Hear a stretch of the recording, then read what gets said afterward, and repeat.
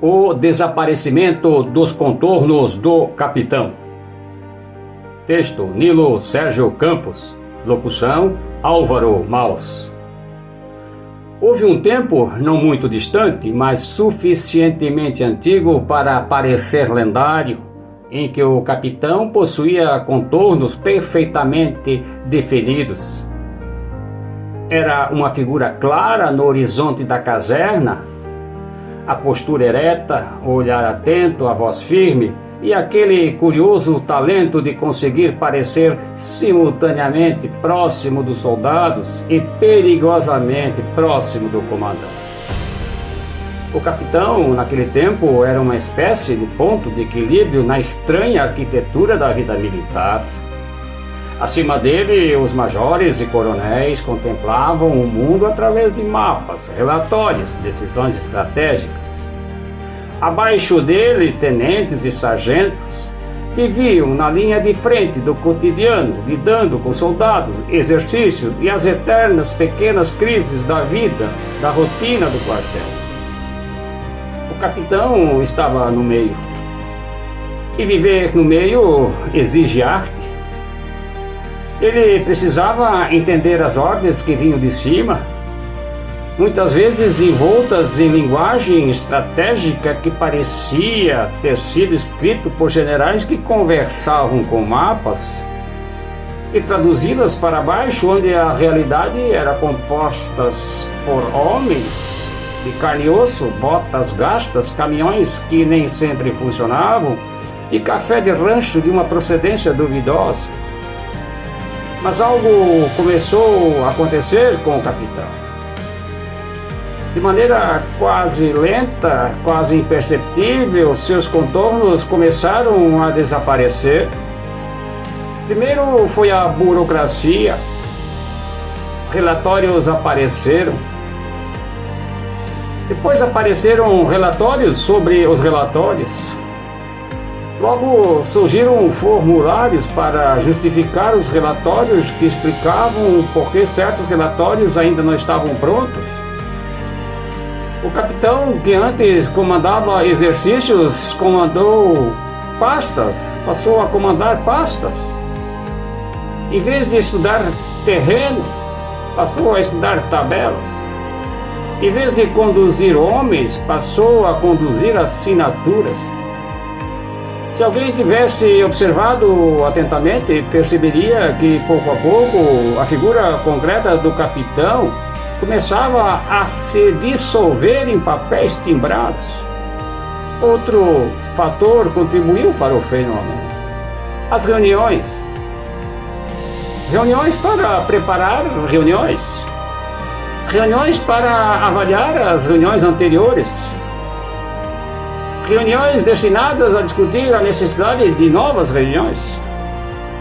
O capitão passou a circular entre salas, projetores, gráficos e expressões graves que geralmente significavam algo entre vamos estudar o assunto e ninguém sabe exatamente o que fazer.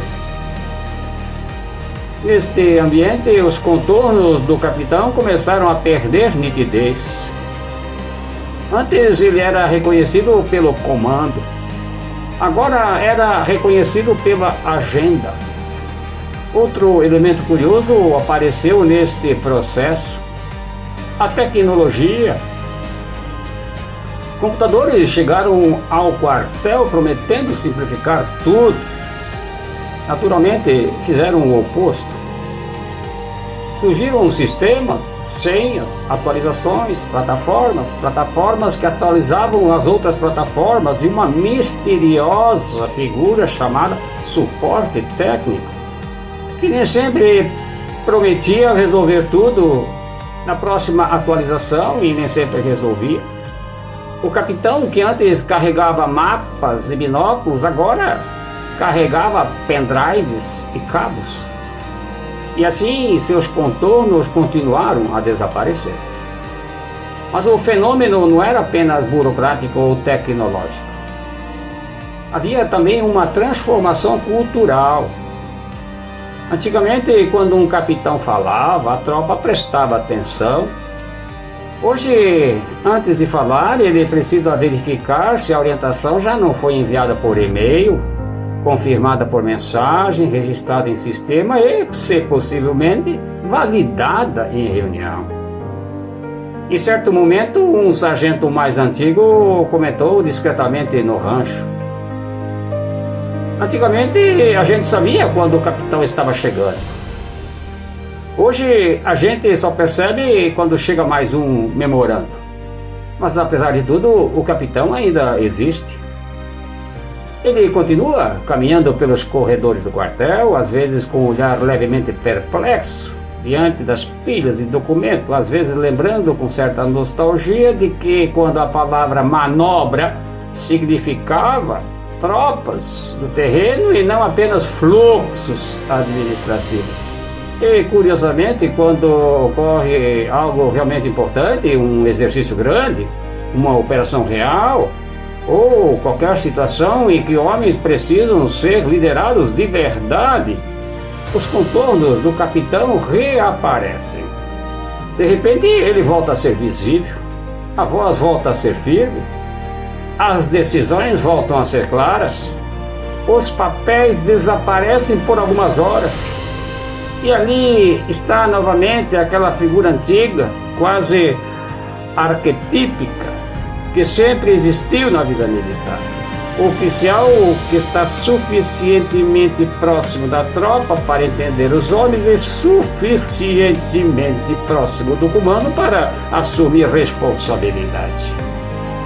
Depois a rotina volta, os relatórios retornam, as reuniões reaparecem, o sistema voltam a solicitar senhas e lentamente, mais uma vez, os contornos do capitão começam a se dissolver no ar administrativo da caserna.